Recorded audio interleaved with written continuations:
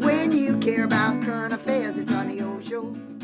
Welcome to the OShow, Canada's current affairs show with strong opinions. I'm your host, Laura Babcock, and it is the long weekend edition. Yes, for our Canadian viewers and listeners, it is the Victoria Day long weekend, celebrated across this vast country, and in Ontario in particular.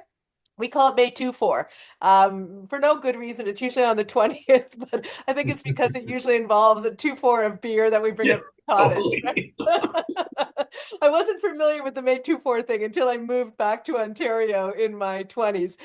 So welcome to the OShow Scandal Panel. There is so much to talk about, guys. I want to get right into it, but just before we do, next up on the O Show, next Thursday is going to be none other than Charlie Angus, who is now the leader of the Canadian resistance to MAGA, right? Yeah. Charlie, former MP, making the most of his time trying to make sure that Canada keeps our elbows up. So I can't wait to have Charlie back on the pod. Always a fun conversation with him and more than a few expletives. And also for all of you who are subscribing, let's get to 5,000 subs. We appreciate all the shares and all the rest of it. Now, normally on the OShow Scandal Panel, I go to Keith Leslie, our veteran Queen's Park reporter, to have him start the agenda. He just came out of an all-day budget thing at Queen's Park in Ontario, and I know he's got lots to say on that, but if you don't mind, Keith, point of privilege on this, I want to start with a question that I got today, both from an OShow viewer and a client, like within the same 2-minute window, because I think it's important to Canadians who either don't understand how things are working or are quite concerned with maybe why things are happening the way that they are. And we're going to talk about Alberta in a couple of minutes and the Ontario budget and all the rest of it and Carney's new cabinet. But I just wanted to start with the question that seems to be on people's minds, which is Pierre Poilievre lost his seat, right? He is not actually in the House of Commons right now. He has to go for that by-election in Alberta and that riding that's always gone, totally safe conservative riding. The guy stepped aside who won it and gave it to Poilievre for a by-election. So in the months that Pierre Poilievre is not actually in Ottawa in terms of the House of Commons, he is technically not the leader of the opposition in the House of Commons, but the Conservative Party are keeping him as the leader of the party, but they're letting him stay in Stornoway, the residence of the official opposition that you think would go to Andrew Scheer. So the question I'm getting is, why the hell is he still in Stornoway? And secondly, why does he get to respond to the cabinet opening of the prime minister as though he's still the leader of the official opposition when in fact he doesn't have a seat? So if you don't mind, Mark Cripps or Keith Leslie, either one of you want to take this one for our curious viewers and fans? Sure, I'll take it. I mean, I think it's because Mark Carney is a good dude, and Mark Carney is not trying to be an asshole to a guy he just, beat, and who is down. And I think that shows a lot of class on Carney's part, that he's not making an issue, that he's facilitating a by-election as quickly as possible. And why he's responding to, Andrew Scheer is supposedly the leader of the opposition. I think that's just a performative move when the House resumes in a couple weeks. He'll be the person in there basically barking whatever Pierre tells him to bark. But what was interesting yesterday was when the cabinet was announced was Pierre's reaction was at first it was actually quite calm, and then he just couldn't keep the dog in, and he just went back to the same old lines. And I don't know. I mean, maybe liberals think they're better off with him staying around, and I think people need to recognize that, the longer he's around, the better it is probably for Carney to juxtapose himself as the adult and fighting the child. It's interesting you say that because my comments were, Poilievre looks pathetic. It took him a week to call the guy who vanquished him locally, Bruce Fanjoy, right? I had Fanjoy on the show. Like that's pathetic to me. Like, you've been in politics for decades and you don't know that it's supposed to happen the night of or the next day at the latest. And then to stay in Stornoway and then to come out and criticize the new cabinet as though he was still the official leader of the opposition in a three-word slogan, no less. I'm starting to wonder if Pierre Poilievre can't do anything other than three-word slogans.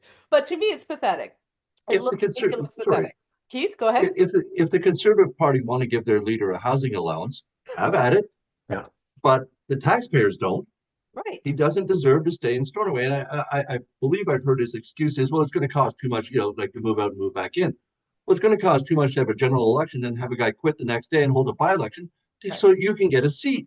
Like 1.4 million, I heard, or something. $2 million bucks. $2 million bucks. So Poilievre, the man of the people, the Conservative, is costing $2 million for a by-election so he can get his butt back into Ottawa because he was beaten by Fanjoy, and he's also squatting in Stornoway at our expense.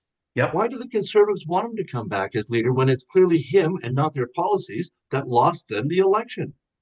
People even told them at the doorstep, we were liking most of your policies. We do not like your leader. Why would you want to come back with a leader who is his unlikability is palpable? It's almost, if you could put it in a bottle, you could sell the damn stuff because it's. Well, as Robert Fife said, he's a dick, right? Well, that's and ever since he did that apple chewing interview, he has that persona stuck.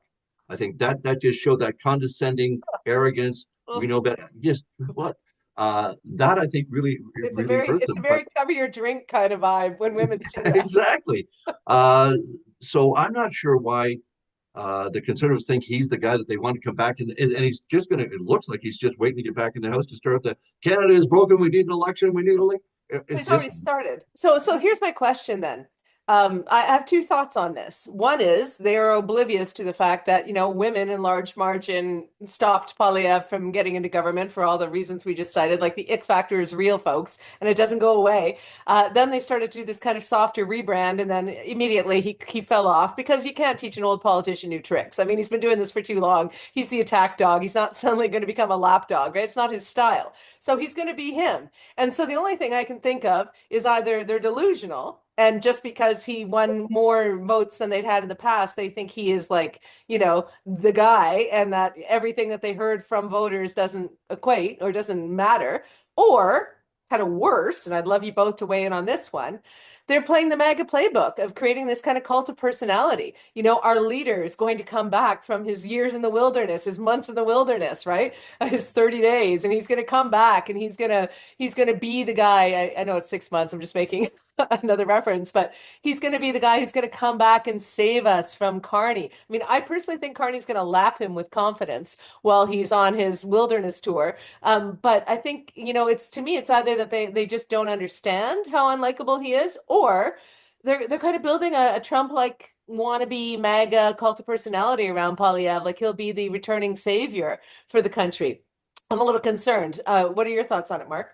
I think it's early days, and I think there's been a bit of a rally around the family kind of moment for Pierre with his caucus, that they don't know what to do. They're still licking their wounds, trying to figure out what went wrong, and he's using that as, for the Liberals. I mean, all of the optics of all of this stuff look terrible for the Conservatives. The ones of fiscal responsibility, the ones that are, do what I say, not as I do.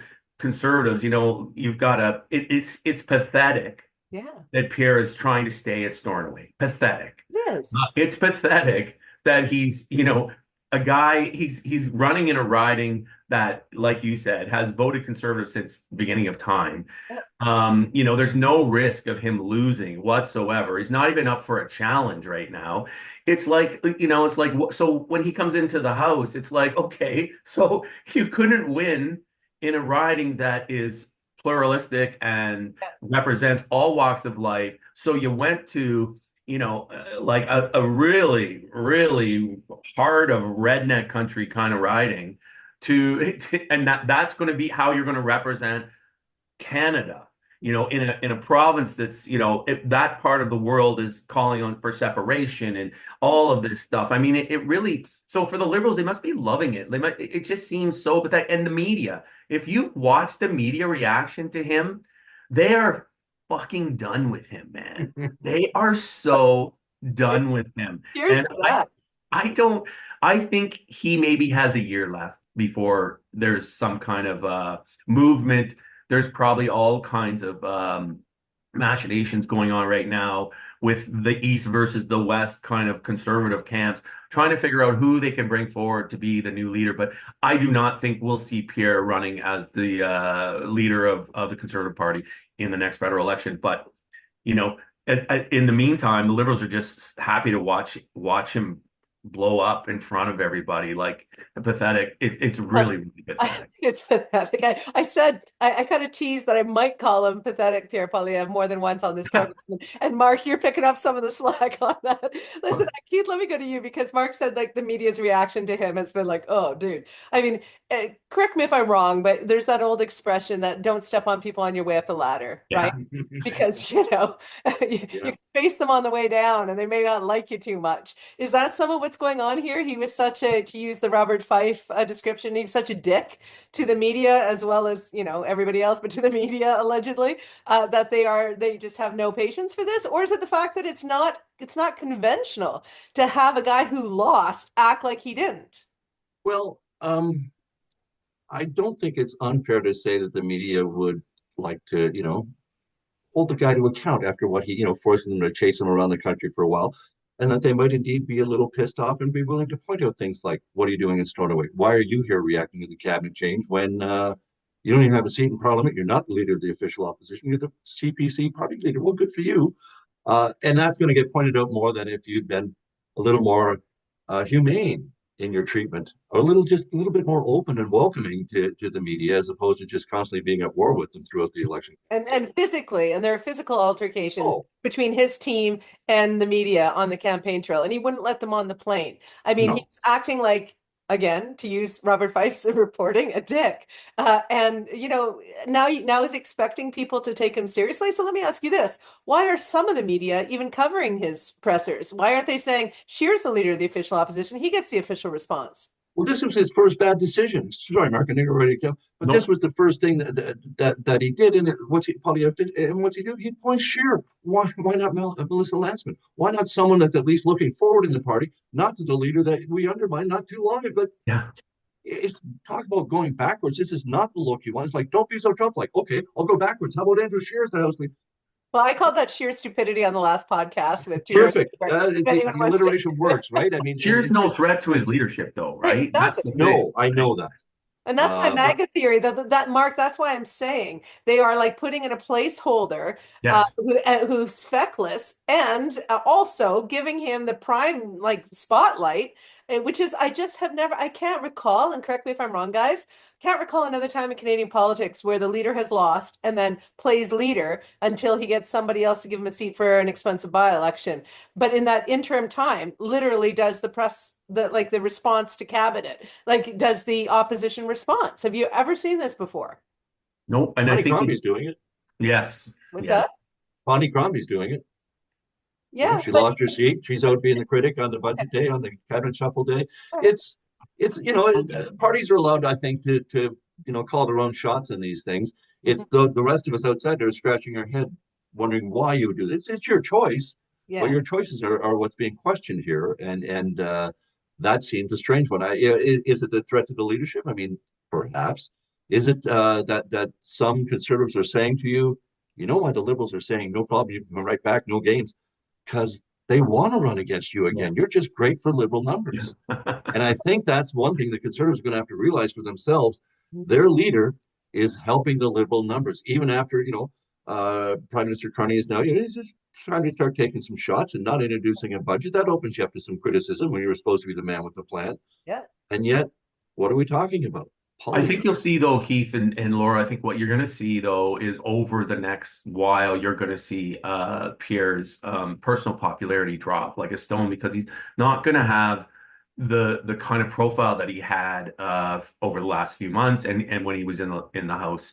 And I think that will be a bit of a wake-up call. I think the Conservatives are probably like, okay, if you can survive and if your popularity doesn't drop, maybe we'll give this tire another kick, but another roll around the world. But I don't see that happening. I think that, I think Canadians made it very clear that while they were done with Trudeau and they were done with the 14 years of, or 10 years of Liberal. Yeah. They just couldn't do Yeah. Pierre. I was done with And the Liberal term and I couldn't do Pierre. And so, and every single time I talked to friends or clients, they were like, can't do Trudeau, can't do Pierre. right. Dug meat's not in the game. Who the hell do we vote for, Laura? I heard that for over 2 years. And I'm Yeah. like, I don't know, but it'd be nice if Mark Carney steps up. And boom, Carney steps up. Everyone votes for him. So let's get to Carney because I voted for Carney and supported Carney more than I ever have a candidate because I really didn't want Pierre Poilievre and that MAGA shit from the US and Trump taking our country. I was motivated for those reasons. But also, Carney put forward a pretty strong value proposition, guys. 500,000 new houses a year, right? That he was going to, get it to one economy from 13 by Canada Day. That he was going to be the person that was going to make things more affordable. So to your point, Keith, yeah, housing, let's see, his housing minister looked like he had a little stumble out of the gate. Then we had the fact that I gave actual props to Ford and Canoe for, Premier Canoe for saying that they're going to get rid of those inter-provincial trade barriers. And if everybody else gets on board, that's a huge achievement for Canada Day. I can drink to that. Let's go. But also not having a budget. I appreciate the middle class tax cut that Carney announced. Like, let's see that happen. Yay. But not having a budget, what is the rationale for that, Keith? Why do you think they're doing that? It seems to me an unnecessary, point of conflict for people who support Carney to have to defend that he didn't have a budget. Kind of my feeling about it too. I mean, as I say, you're expected to be the man with the financial plan, and so where is it? I know. I guess the signal here is that there's just so much uncertainty in the next short term, 6 to 12 months. That especially with the Trump, and he seems to be making deals with other countries, certainly even China and the UK. Is he prepared to? So it's just so much uncertainty. I guess the government wants to keep its powder dry, as it were, and keep as much of its billions of dollars off the books so they can spend it wherever they want, however they want, through a Ways and Means motion. I know we're getting a little bit into the weeds there, but it's not a budget. It's a whole different thing. So we're going to get a throne speech, which is a confidence motion, and we're going to get this Ways and Means motion. So the government is outlining its plan here, but it's not giving us the detail that we would get in a budget. And it's been a long time, decades, since a government went more than a year without tabling about maybe 13 or 14 months, but every year we got a budget, federally and provincially. It's been a long time. There's no legislative requirement for it, however. So they can get away with it. It can be your choice. And I think the choice is primarily because the unknowns are just so unknown. Mm-hmm. And yet Ontario delivered its budget today. And clearly they couldn't have done what they were doing without knowing how much like the feds were going to be transferring to Ontario, without knowing some hard numbers from the federal government. So the feds must have a pretty solid idea of where they want to go. But I think they want to keep as much in unallocated contingency funds as possible so they can be really nimble and move as quick as they can when they see projects that need some serious big money to proceed as quickly as possible. Mark, do you think that people will buy that? Do you think that they'll say Carney's an economic genius? If this is what he needs to do, let's wait and see how it goes? Or do you think they're going to say this looks like, whatever, central banker is taking advantage? I don't think that at all. I think it's prudent. To be honest with you, I think it's prudent. The expectation is that you just got elected, you just name your cabinet, and you drop a budget. Like, to me, that is like, I feel and I think Keith said it perfectly. I mean, the uncertainty, the economic uncertainty right now. How do you project revenue? How do you project GDP? How do you project growth?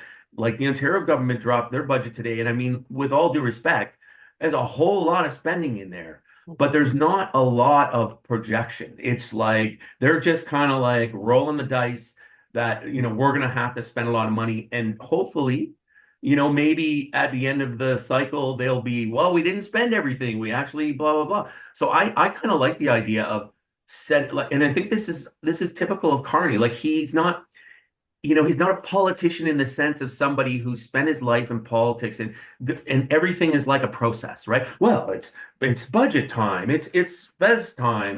This is the time when we do this. Like, I think he's like sitting back. They're going to come out with a very solid plan based on real numbers that will, I think that's why they're waiting. And I the more I think about it, it's easy to just kind of like go, wow, what do you mean you're not going to have a budget, right? Yeah. But at the end of the day, like we're in, we're in one of the most perilous economic times in our country's history. We need to get this right. And the federal government will set the tone for the rest of the country, how the provinces will be able to respond to their certain specific, like in Ontario, the auto sector and everything else. So I think he's kind of sitting back and going, I mean, who knows what the fuck Trump's going to do tomorrow, right? So it's kind of like, let's he's backed down and backs down and backs down.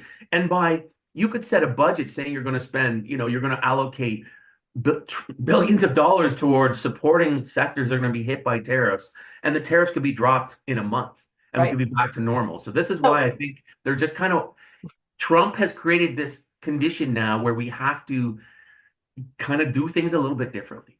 So do you think that Carney is keeping some money on the side in case he has to buy a plane for Trump? Call it Maple Force One and fill it We up got a with couple of gold. Sea Kings available. Oh boy. It'll be covered in gold maple syrup and Yeah. The maple syrup will flow from taps in the plane. be certainly exactly. Oh my God, I could go on with that, but I'll move on to something slightly more important, which is Keith. I mean, here you've got Ford. On two fronts. One, flirting with the idea that he's learning French, right? This whole thing of does he want Poilievre's job? To Mark's point earlier, that Mark thinks that Poilievre's on a short leash for a year, and if he can't get his personals up, that he's not going to be the guy. So then you got guys like Houston and Ford kind of flirting with the media about it. I want your take on that. But also, we've got a national audience, but the Ontario budget matters. And what I saw was them blowing the deficit up and saying, well, you know what? Huge deficit because of Trump shit. And also gonna do the stuff that we kind of always do. That's how I kind of took it. But what were your takeaways? First of all, do you think Ford wants Poilievre's gig? And also, what did you think of today's Ontario budget? I'm not so sure that Doug Ford does want to run nationally because it's just far too many headwinds. He's king of the hill in Ontario, 3 terms reelected. Ontario premiers never fare well when they go federally. So, and he knows all that kind of history. But I do think that he doesn't mind teasing the whole French thing a little bit and saying, no, it's just because I want to learn French. I don't want that job, he referred to it as. And whereas Houston played a little more overtly, I'm taking French input. It's going to go along. But it's what we all say. We don't, when our French is, we're not confident in our French. Exactly. It's exactly what we say. To the point of the budget today, basically a sea of red ink. The deficit that was supposed to be 4.6 billion is going to be 14.6 billion. So boom, right away, here's 10 billion extra that we're going to have to do in right away because of the Trump stuff. Yeah. And all of it is business related. It's going to businesses to help them keep workers employed. There is no COVID type checks going directly to workers who've already lost their jobs, who've already been laid off. There's retraining money, there's all sorts of others, but it's all aimed at businesses to keep the jobs going. Now, that's great. If you can keep the jobs going, keep the people employed, they don't need direct help. But we learned through the pandemic what a huge difference direct help can make to people when they're in this situation. And I saw finance. Yes, go ahead. Sorry. I was just going to say, I thought that was a bit of a weakness in the plan because I think most Canadians were looking, or most Ontarians were looking for some sort of direct benefit for people who are going to lose or have already lost their jobs because of the tariff situation. Yeah. And it's billions of dollars. It's lots of money. There's a new Protect Ontario account of up to $5 billion. And that sounds really good to help businesses, but it's so vague. It's supposed to provide immediate relief to tariff-hurt businesses, and yet they have to exhaust all other federal and provincial government programs before they can apply for it, and there's no way to how you apply. So there's a lot of vague. To me, it looks like it's a $5 billion addition to the contingency fund. So they have got all this, again, money they can spend in I don't want to say indiscriminate ways, but in ways we don't really know how they're spending it because there's no account for it at this point. There will be later, but it gives them so much in contingency funds. I know governments want to be flexible, but it just seems to be a huge amount because they've already got other contingency funds that this is just almost. What terrifies me about that, and for people outside of Ontario who are watching this, I mean, this is the premier who probably wouldn't have been reelected, at least not with a majority, had he not jumped on the Trump threat in January and held the shortest election ever in the middle of freaking winter here in Ontario. He was highly controversial in a huge scandal where he broke a promise that he wouldn't touch this giant swath of protected land in Ontario, the Greenbelt, and in fact was trying to carve off chunks in the billions for his developer buddies. That was found out. That was stopped by like public uproar for months. And so now we have him coming back with this huge budget with, as you just described, Keith, tons and tons of money that won't be accounted for, but he can't be trusted. We know this. He has projects like the Therm Spa at Ontario Place, when it came out that this, 95-year secret deal worth billions of dollars, that there were some questions about the operation capacity of the company he's in bed with. He's like, oh, I'll look into that. If you want to save money to put this deficit now, how about canceling that fucking project? And he wants to do this huge expensive tunnel under the 401 that nobody wants, nobody needs, but it's more highways and more development money he can give. And he's trying to get rid of the development authority of municipalities so he can, by fiat, just force them to do whatever the fuck he wants for his friends. So, I have one response to Mark Carney, who has not yet proven that he can't be trusted, having some money that he's trying to figure out what is best used for before a budget, and having Doug Ford, where we've had now 2 full terms and a new term majority of a guy who profits his pals at the expense of the people of Ontario. So nothing that you said to me just then, Keith, makes me feel any better about the situation in Ontario. It sounds like a little bit of trickle down Reaganomics. It's not going to be direct support for the workers. They talk about I saw the finance minister go on about unprecedented, investment in healthcare. Is that actual healthcare, or is that these private nursing agencies that they paid 3 times more that their buddies own? I mean, I don't feel like in Ontario we are any fucking better off now that Doug Ford is back in. Warned you. Begged you not to give him another mandate, but everyone was feeling a little bit scared in January. Mark or Keith? Well, I'm going to say what I saw today was more of the same. Booze and cars. Booze and cars. This is the Ford government main priorities, is how do we make and get more booze into people and make it cheaper? And how do we get more cars on the road and continue to promote this car dominant culture that we have?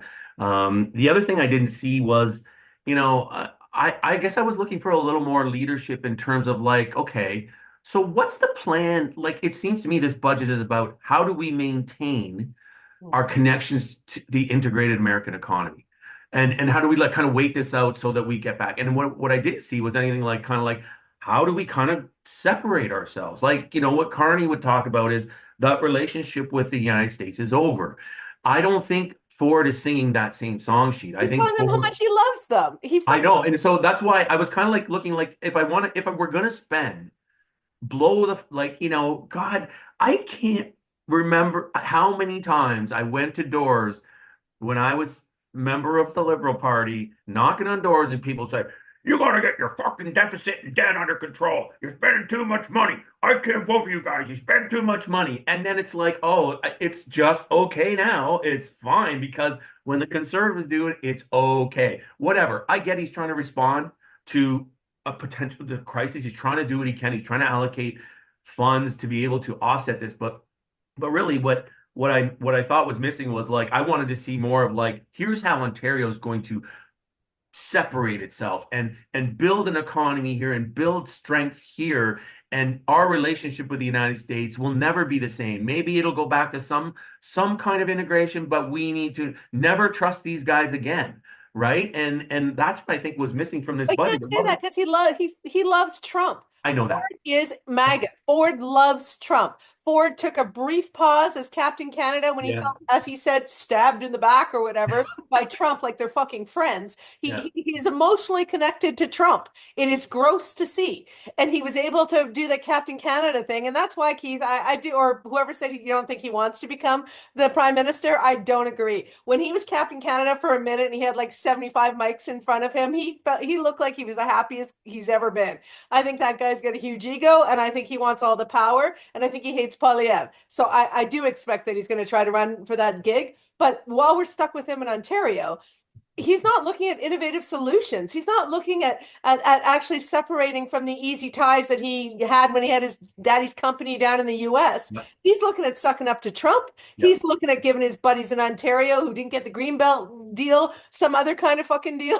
You know, he's corrupt. And I appreciate that he's trying to help the Carney agenda with getting Canada in a stronger financial position.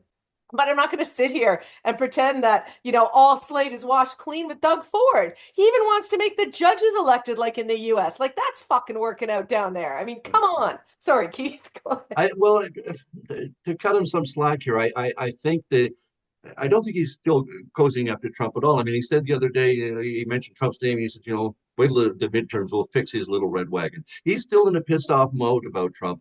Okay. And I think it's because of the way, you know, he's been treated or Canada's being treated. But he's got to walk this fine line with all of us because of the integrated auto industry. It's not just the same as saying, you know, we can move this domestic production or we can move this. It's so integrated. It's so fraught with danger right now. And it's not just the automotive industry itself. It's the whole, are we growing the EV industry? We're going to build these battery plants. Well, Honda's taking a pause. Volkswagen's still going ahead. Governments in Canada invested billions and billions of dollars. They haven't spent the money yet, but the plan was to go to EV. So all of this is so difficult to maneuver. And, you know, the easiest thing for these companies is to just pack up and set up in the United States, especially if they're building new EV battery facilities or new something else. So Ontario is in a difficult position here. It's a fine line to walk. And of course, all the country is. I mean, and this is why we're working on the, you know, the interprovincial trade barriers. Of course, Alberta feels exactly the same about, you know, its exports to the United States. It's so integrated. What else are we supposed to do? We can't send it anywhere else. So this is going to be tough for Canada to get there, especially by July 1st. But again, I don't know that he's still Captain Canada anymore. But Ford is working closely with the other premiers and the territorial leaders and with Carney to try and get Carney's July 1st deadline. Yeah, and I gave him props for that. The reality is that Ford has a record in this province of lack of transparency, of scandal, right? Of wanting to have American style, let's say MAGA Trump style, rule by fiat. That this municipalities thing is ridiculous, right? And there's lots of opposition to things he's doing. I just want to make sure that we don't blur the lines between the stuff that he's trying to do to back Carney from a Canadian position against Trump, which I think is good. And I'm glad you corrected me or illuminated me to what he's been saying most recently. You know, I'm glad he's doing that. Great. Team Canada, let's go. Also in Ontario, talks about, you know, people who are living in homelessness terribly. You know, shows no respect for people on Ontario disabilities. I mean, was that in the budget? Did we hear that they're going to get topped up to the point where they have a living, they can live? Keith, was that in there? No, of course not. Even the story that we had last week about the meds check and the fact that Shoppers Drug Mart billed $62 million over 14 months to phone people up and just say, are you taking the right prescription? Thank you very much. Things, it's if you have 3 or more prescriptions. Well, doctors do that and get paid $22.50 a visit or something like that to do this. They're getting paid $75 a call. It's an abuse of the system. And instead of something that the government say, okay, we're shutting that program down, it's not working. We've got pharmacists and former owners of shopping saying there's immense corporate pressure to do these meds checks at $75 a call. Again, why are we paying a private corporation to do this at twice the rate we're paying our doctors in the healthcare system? Oh, that's a kind of easy, low-hanging fruit that could have been tackled in a budget. Just say, here, there will be legislation to deal with this program. We'll try something else or whatever. No, there was none of that. The people on basically healthcare, education, and social services. I mean, you can always put more on them. If you work in those sectors, there's never enough funding. But these are where government priorities come to light. And this government is spending. It is spending probably a little more in each of those files, but there's still huge issues. And there was no new initiative to get the 2.5 million Ontarians that don't have a doctor. It's the same one they announced over a year ago with Jane Philpott. It's working ahead. There's money allocated for it. But what's new? How are we taking this further along? So the critics in the healthcare or in the education sector say it's basically flatline funding. It's not going to keep pace with inflation. And listen, people gave him the majority, and so now we're going to be stuck with it. The reality is, though, it's an agenda that profits his pals. It did the last term. And their priorities, to Mark's point, it's alcohol. Like they're getting out, they're going to take a $400 million loss at the LCBO this year, so we can get more liquor, more available, cheaper for people. Yes, and I saw the finance minister talk about how convenience stores were hiring more people. Yay, but also, you know, having alcohol in convenience stores people who don't have their ID checks. It's not quite the LCBO process, let me just say, in terms of access to it, right? I think we're going to pay for it in all kinds of ways societally. All that being said, I grew up in Quebec, as I've said many times. It wasn't a huge deal.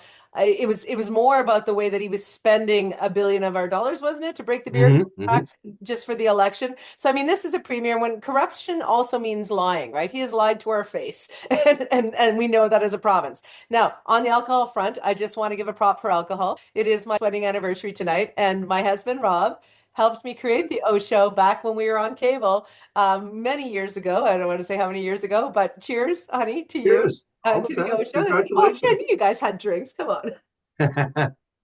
Cheers. Um, Cheers to the OShow and to Rob. He's a wonderful person. And I will see him at some point. We both work too many hours. Okay, so let's talk about Alberta, because I've been watching Danielle Smith for the last week, and a very powerful lesson comes to mind as I'm watching her.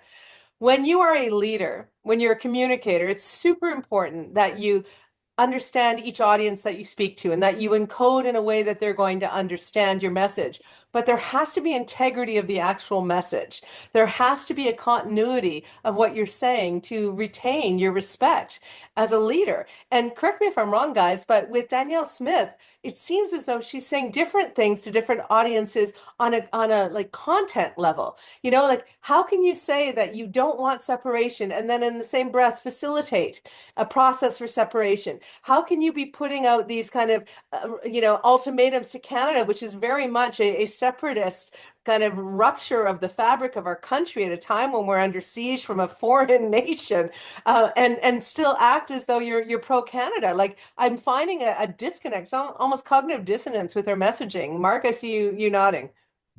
Well, I think it's, Alberta politics is one of, especially UCP politics is, the premier is often messaging to her base, to her board, to the people that run the United Conservative Party over sort of like the general public.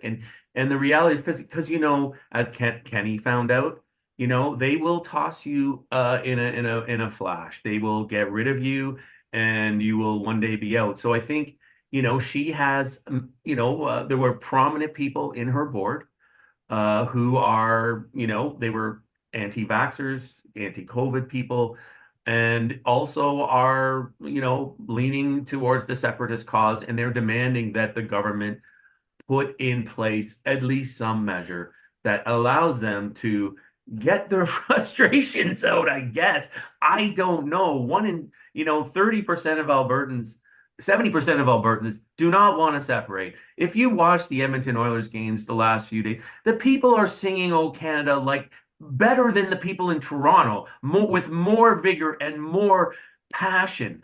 So I think it's quite clear that the majority of Albertans are just kind of like, okay, when will this be done? When will this circus be done? Because it's never going to happen. The Chiefs, the amount of resistance, the Chiefs have stood up and basically said, I don't think so. And if you want to fight, boy, are we ready. It's also, this is why I separate this. This is why I think she's speaking to the party more than she is to the people and the rebels in the party. Because if you're an investor, Alberta prides itself on being a free capitalist market, open for business, blah, blah, blah, blah, blah. Now, if you're thinking about, hey, I might want to invest or relocate my head office in Calgary, or I might want to build a new factory in Edmonton or Red Deer or whatever.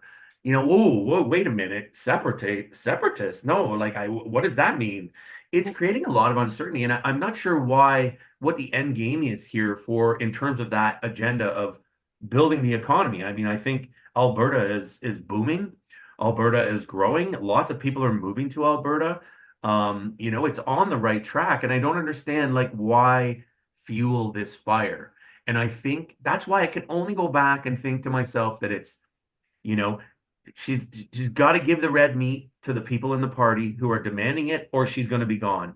Or it's why I also think that we're going to see possibly an earlier election than October 2027, because I think she needs to get back control of the UCP board. And I'm not sure she has that right now. And so maybe this mixed messaging all over the place communication strategy is like, It's like so many different mouths to feed right now for I mean, her. but she has no integrity, right? I mean, that's the point, is that some people are calling her a traitor for the position she's taken and the comments she made on US podcasts and going down to Mar-a-Lago to kiss the ring of the Mad King and ask interference in our election. I mean, whatever. The fact is she has no integrity, and so I think that makes for a weak leader. And when you look just optically, she looks as though she's been under siege a lot. But Yeah, can I just float out a more, you sure. gave some scenarios.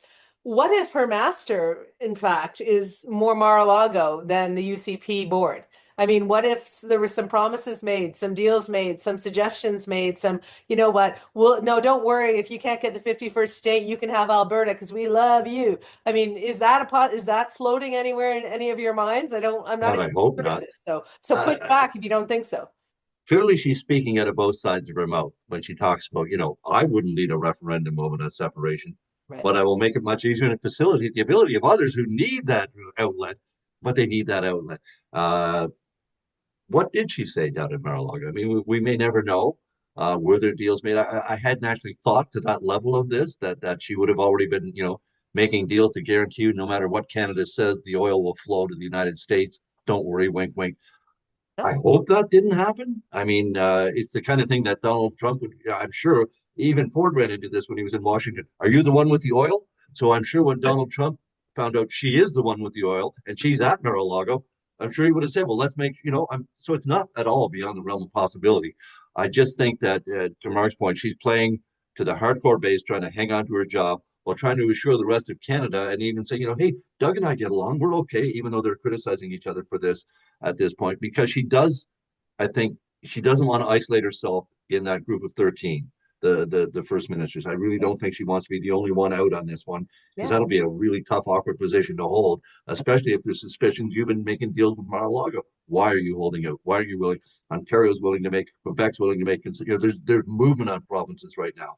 So what she's doing here, and whether I think Mark may be right, there may be an election a lot sooner than expected in Alberta. They're kind of ruthless out there with their conservative leaders. So it'll be interesting to see how it goes. But right now, to your point, the credibility is gone when you start literally saying, in the same sentence almost, I would never lead a referendum, but I'll make it easier for you to get one. Well, you're enabling the referendum on separation if that's your position. I mean, you can say you're not leading it, but you're enabling it. And And that's just who does that remind us of? Saying two things in one sentence. That's so Trumpian. Like it really, really is. That's one of the things that defined Trump's communication was that he would say something to one audience, then contradict it to another audience in the same thought.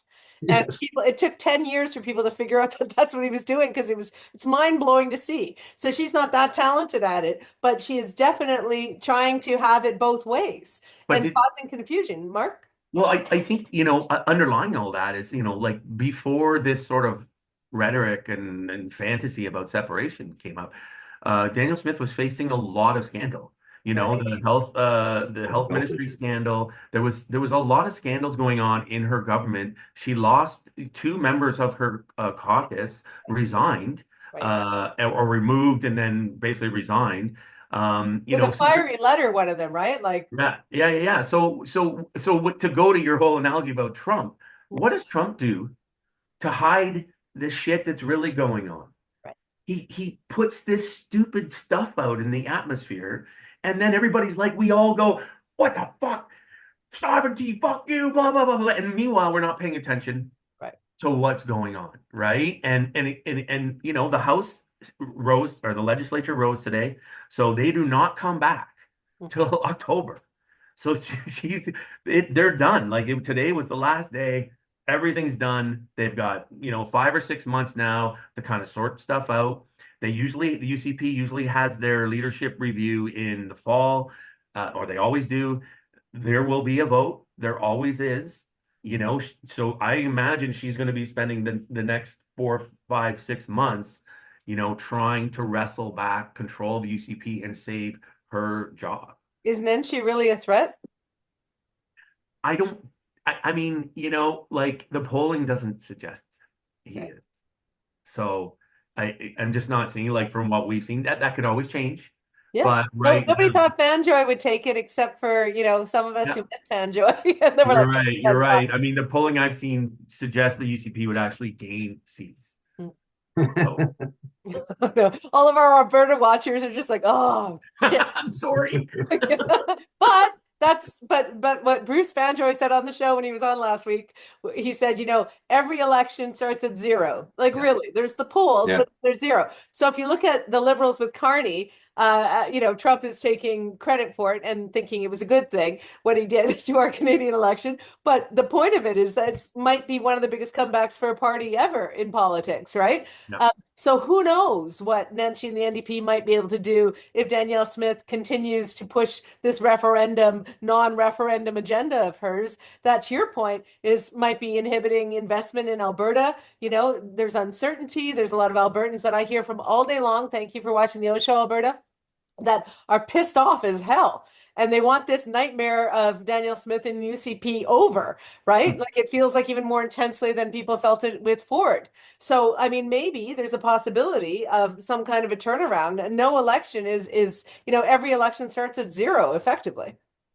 Yeah, but in a sense, for the NDP to win in Alberta, they need to basically sweep Edmonton and Calgary Right. because they do not do well outside of those regions, a strong UCP base. So, and that's what happened with Rachel Notley. She basically swept Edmonton and Calgary, and, that was a unique situation. But it also creates a really polarized society, right? Because then you've really got the urban rural split.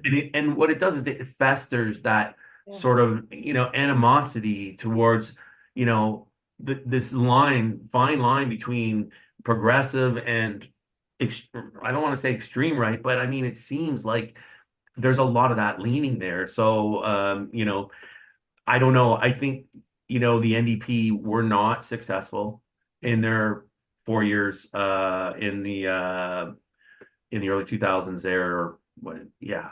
Well, And then she said the other day, like, late 2000s, sorry. and then she said the other day that they're trying to take democracy from Alberta, and I took that as, my MAGA alarms are on high because But we're watching the erosion of the rule of law in the United States in like incredibly fast speeds. They're breaking all conventions, all rule of law. They're talking about taking away the right of habeas corpus. They're basically turning it into an autocracy in front of our eyes. I And will let me add this yeah, is that the one thing that's different about the NDP right now in Alberta, yeah. from what I'm told from people who live there and know politics, is that there's a perception among the NDP that Nenshi is a liberal who has taken over their party. And so there is a split within the NDP right now as well over Nenshi's leadership. Now, he garnered whatever 80 something percent at the recent convention, but there is a lot of animosity there. So that's why I think there's also that dysfunction within their own NDP I know party. that's a very good observation. I think when I met Nenshi years ago, he was liberal. I don't even know. Yeah. No. Keith, your thoughts? We've heard Mark say fantasy. It's a fantasy separation dream in Alberta because of the Chiefs and treaty lands and everything else. I don't ever want to consider anything not possible given what we've seen happen to America in front of our eyes. And as I mentioned, my husband Rob, who's a producer on this show, has always said we're 10 years behind the US and everything. We're seeing now them kind of looking at what's happening and saying, we don't want to lose our social security. We don't want to live under a king. We don't like this is hurting now the red states. This is hurting those rural communities. This is not just we're maybe starting to see a revolution against it. But in Canada, we're behind. We're still in the stage where we're seeing this divisiveness between the rural and the urban. Is it possible, do you think, that there could be a referendum and a separation of Alberta, or is it complete fantasy and nothing but domestic politicking by Danielle Smith? Well, I think Smith sees it as some sort of, valve to let off a little pressure here, and that's why she wants to perhaps go down that road. But to Mark's point, I mean, the polling shows most Albertans do not want this, and it's unrealistic. I mean, when Quebec was talking about, and we talked about, their referenda on separation, it was a cultural thing. There was so much more to understand about why they wanted to separate from Canada. With Alberta, it's strict, we're really talking economics. Is that what it's about? I mean, are you still pissed off with the National Energy Program from Pierre Trudeau, from that Lisa. you're still willing to motivate to this degree. I just don't see it in Albertans. I think they're proud Canadians as anything else. Sure, they have some anger over some programs of federal liberal programs in particular that seem to stymie their growth, but their growth has continued to grow. So they haven't actually been held back. Sure, there may have been lost some deals, but there's been lots of new deals as well. Yeah. So I'm convinced that most Albertans, I think their interests are economic at heart in some senses, and they're just going to see, what are we going to let them keep the Canadian dollar and the passport? Did you That's see the cute. presentation by the separatist guys? Yes, Couldn't yes. even figure out how to take the thing off the thing. I've done a million of those, right, with my company for clients. You figure out ahead of time who's going to support pulling the thing off of the whiteboard. It just was so amateur hour. It was painful. It Well, is that's it. it is amateur hour, and I think that's why Okay. I think we can all agree. Laura, I get it what you're saying. Like never say never.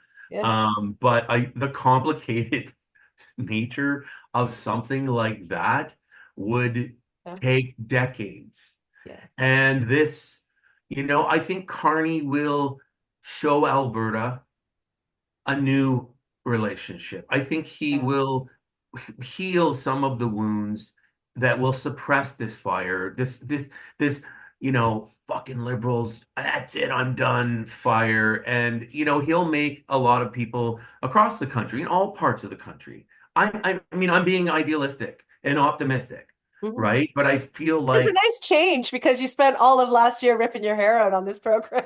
right. So, but I feel hopeful. I really do. And I feel hopeful for Alberta. I Yeah, okay, feel, okay. I feel hopeful for the West. This is our opportunity to come together as a country from coast to coast to coast and work together and see the value in what we have here and how everybody plays an integral role. Every region, every part of this country plays an integral role from the north and the protecting the Arctic and all of that stuff to the BC, everybody. And that's why I'm hopeful.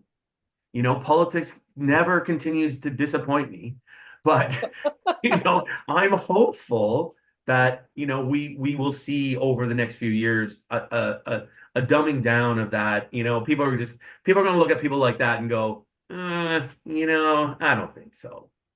Well, you know what? As we wrap up here, guys, a couple thoughts, and I'll get your final thoughts. I too feel optimistic just because we have like a super smart person who's very, very competent in Mark Carney, and usually high performers.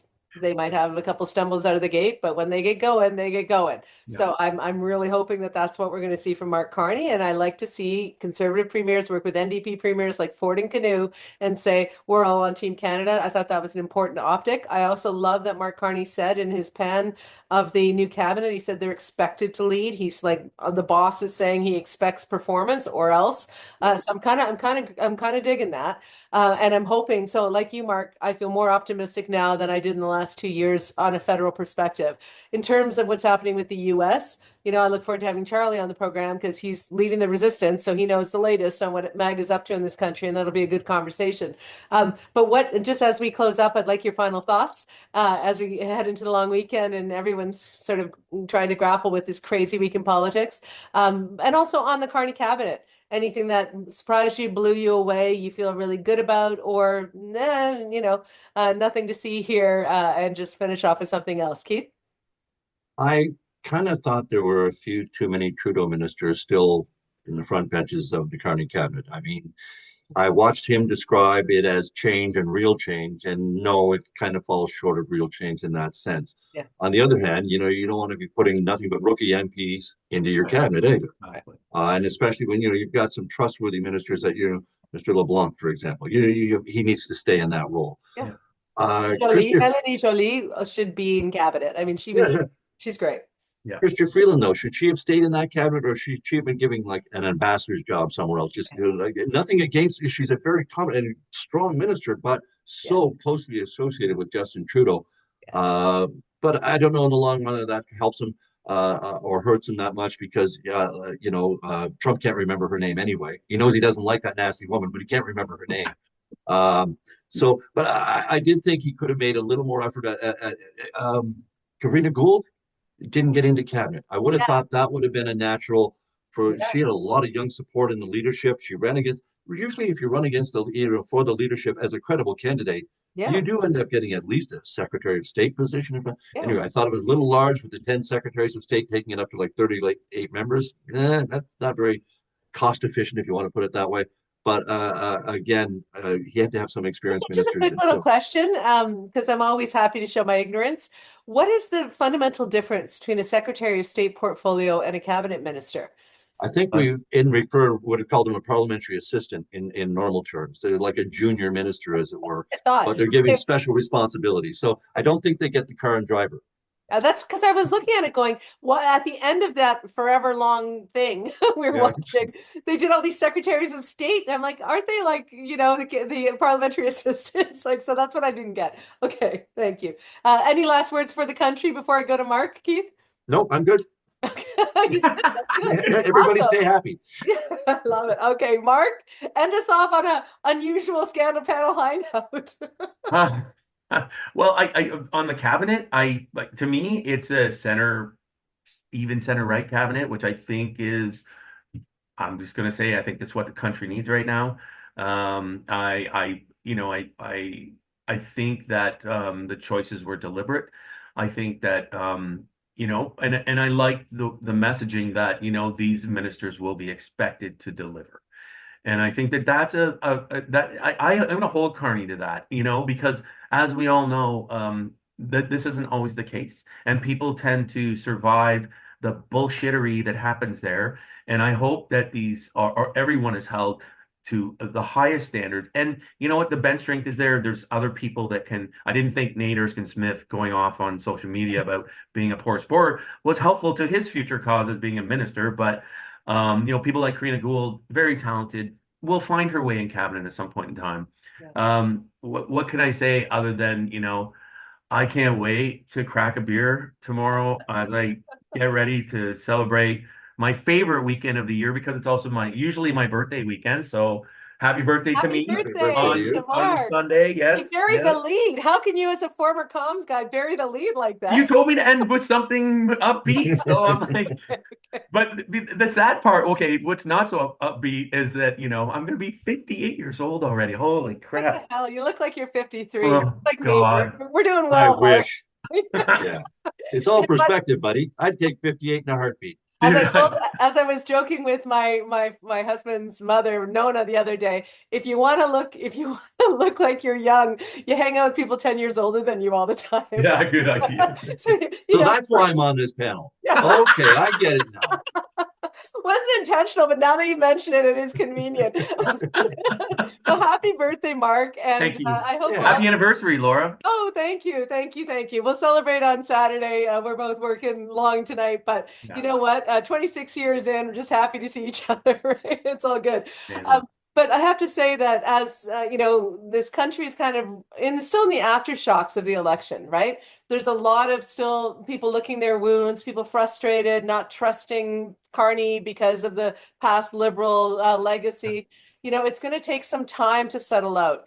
And in my experience, it's incredibly important for leaders to communicate their vision and their expectations that they have for their team, because that is what sets the standard. And if it's well communicated, then it is well observed and it can be held accountable to.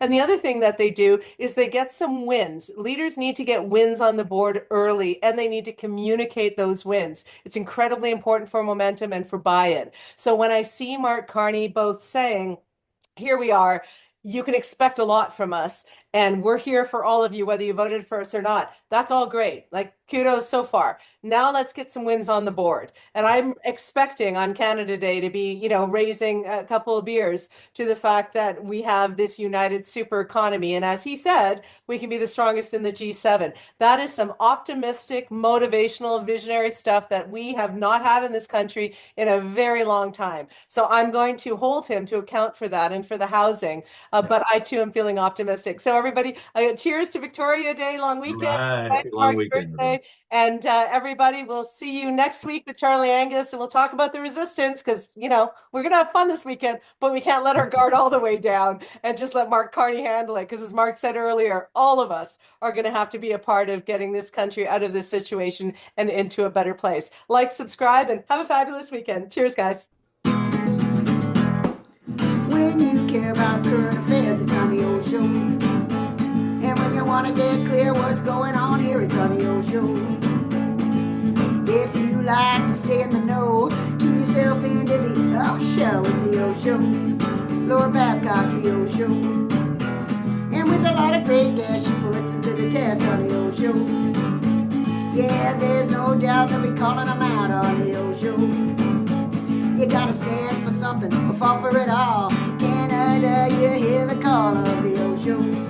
It's a podcast, the OShow. Laura Babcock's the OShow. Stay informed with the OShow, OShow.